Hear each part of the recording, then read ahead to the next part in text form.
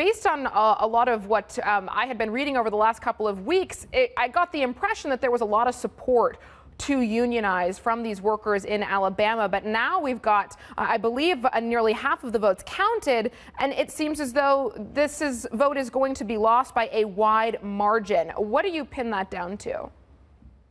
Sure. Obviously, we would have expected and preferred this vote to go in trending in a different direction.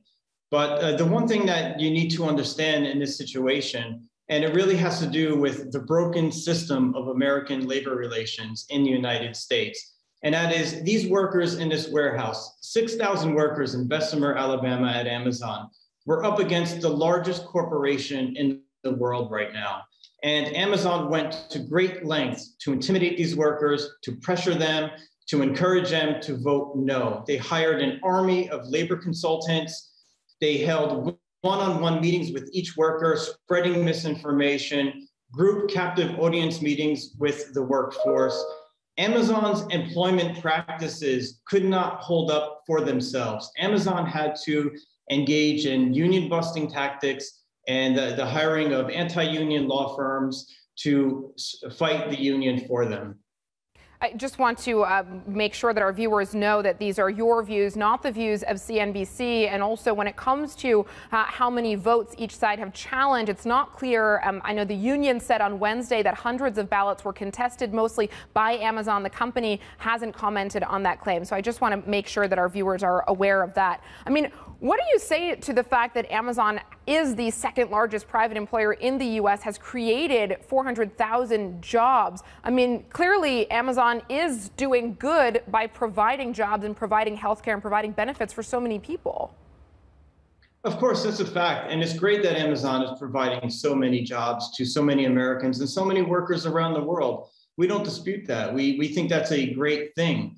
But there is another side to that equation, and they must be good and decent jobs. They can't be modern day slave plantations. They have to be jobs that don't have a brutal work pace, where workers aren't leaving there after a few months of work because of the brutal conditions and the pace of work. So Amazon has a responsibility.